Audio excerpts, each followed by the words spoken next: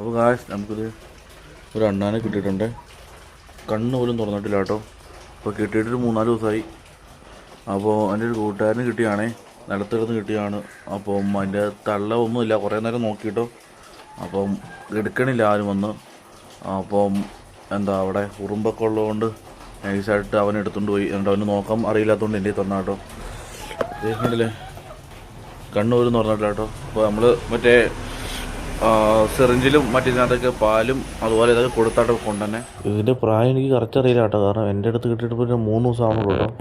അപ്പോൾ ഏകദേശം കൂട്ടാനടുത്ത് 2 ദിവസം തന്നു. അപ്പോൾ മൊത്തം ഏകദേശം ഒരാഴ്ച ആവണുള്ളൂ കേട്ടോ. അതായിട്ട് കണ്ണ് തുറന്നിട്ടില്ല കേട്ടോ. കണ്ടില്ലേ, കണ്ണ് അടച്ച് തന്നെയാണ് ഇരിക്കണേ. പക്ഷേ ഇപ്പം തീറ്റയൊക്കെ ഇങ്ങനെ പാല് കൊടുത്ത് അത്യാവശ്യം അറിയാം കേട്ടോ. ആദ്യം വെച്ച് കൊടുക്കണമായിരുന്നു, പിന്നെ അതിന് കാര്യം മനസ്സിലായി. ഇപ്പം ഇത് കൊണ്ട് വയ്ക്കുമ്പോൾ തന്നെ വന്ന് തീറ്റ എടുക്കുന്ന ഒരു പയ്യെ തുള്ളി ആട്ടോ കൊടുക്കണേ. കാരണം അത് ഭയങ്കര പാടാണ്, സൂക്ഷിച്ച് വേണം തീറ്റ കൊടുക്കാൻ വേണ്ടി. ഇപ്പോൾ തൽക്കാലം ഇതൊരു അക്വേറിയം കേട്ടോ. ഞാൻ നേരത്തെ ഹാംസ്റ്ററിനെ കിട്ടുകൊണ്ടുവന്ന അക്വേറിയമാണേ. അപ്പോൾ ഞാൻ അതിനകത്ത് കുറേ തുണി വെച്ച് കൊടുത്ത് ഉള്ള സെറ്റപ്പിലാട്ടോ ഇത് കിടത്തണേ.